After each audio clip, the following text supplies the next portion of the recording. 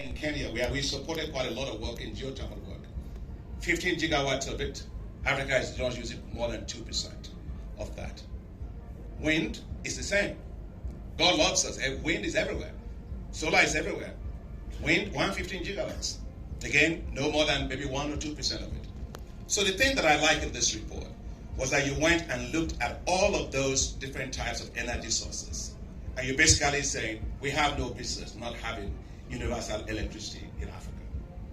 When we launched the New Deal on Africa, on Energy for Africa, we said to ourselves that we were going to have this done within, 2025.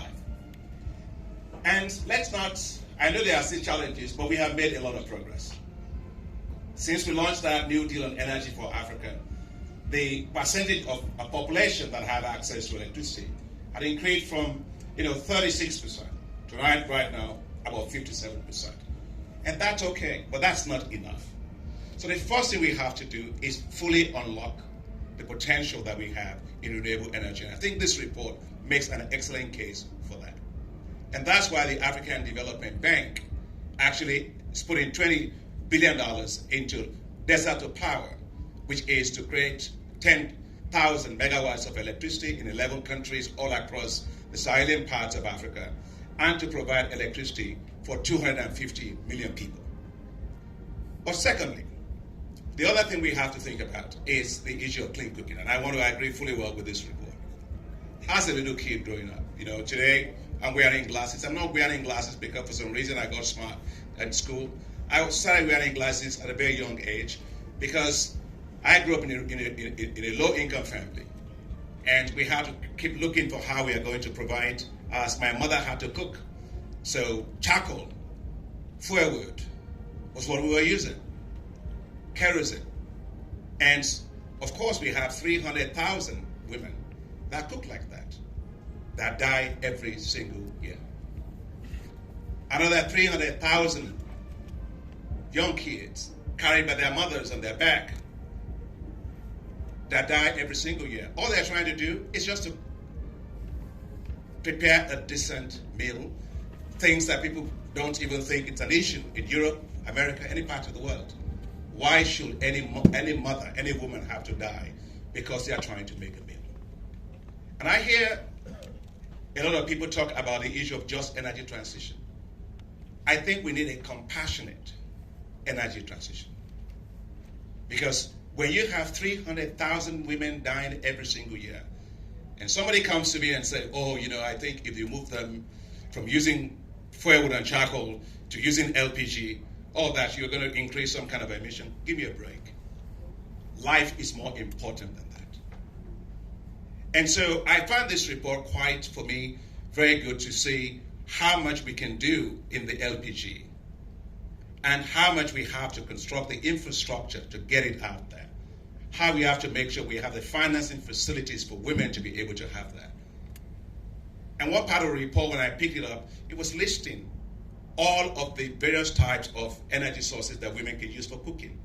At the point where Africa had most of it, 100% of it, was firewood and charcoal. Now let me say to you, my experience I had when I went to Malawi. When I went to Malawi, I was going to the airport and I saw a lot of bicycles and cars, all of them carrying firewood and charcoal. I asked the Minister of Energy, how long will it take for you to have forests in Malawi? I thought she was going to say maybe 10 years. He said, no, 3 years. That's to tell you how much issue this is. Therefore, we must do everything to make sure women have access to liquefied petroleum gas, biogas, all the things that they need, and save lives of women and children. The other part of the report, which I really appreciated, is the whole issue of energy mix. And this is often one that is contentious, and I don't know why it is contentious. Everybody knows that renewable energy, we have to use all of what we have. But renewable energy is also highly variable energy. And so Africa must have stable energy grids to be able to industrialize. And for that, we don't have nuclear, but we have gas. And therefore, we must have natural gas being part of that energy mix for Africa.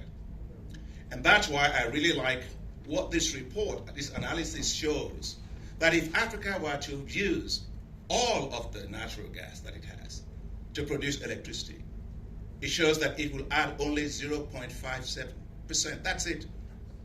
To historical emissions, 3%. You add 0.057, it's nothing. And that's why we say we must give Africa the space to breathe, the space to grow, the space to industrialize, while it is not going to be contributing to any negative externalities at the global scale. Therefore, as we go to COP28, let's be sure that we are separating idealism, philosophy from pragmatism. Africa needs to have accelerated pace of electricity. Natural gas must be a fundamental part of that. And the last thing that I want to say is that policy matters. All these things that we're talking about. At the African Development Bank, we have the African Electricity Regulatory Index. That Africa Electricity Regulatory Index is even going global right now with the World Bank. Wale is here. They're developing all of that thing to see how the regulatory indices fit for various countries. We have to make sure utilities are performing better. This report talks about how we can look at improving the performance of the utilities themselves. This report also looks at the various types of financing vehicles that we can use. Concessional financing, yes. Grants are very important. We also need a lot more equity financing to be in this whole space that we are talking about. Let me end by saying that the International Energy Agency can count on us as your privileged partner, and we will continue to take a lot of bold steps to continue to invest more in renewable energy, making sure that we have investment also in power transmission, making sure that we ensure that women have access to clean cooking, 100% access. And I hope as we go to COP28, for once, let's have a big effort to ensure that we solve the problem of women access to clean cooking at scale. Let's make the issue of access to clean cooking energy for women, for once, at the core of COP. And I have told the the head of IEA, I've also told others around the world that for me, a big outcome for COP is that we finally have something at scale that can make sure that no woman, no child ever has to die because they're trying to cook a decent meal. Thank you very much for your work.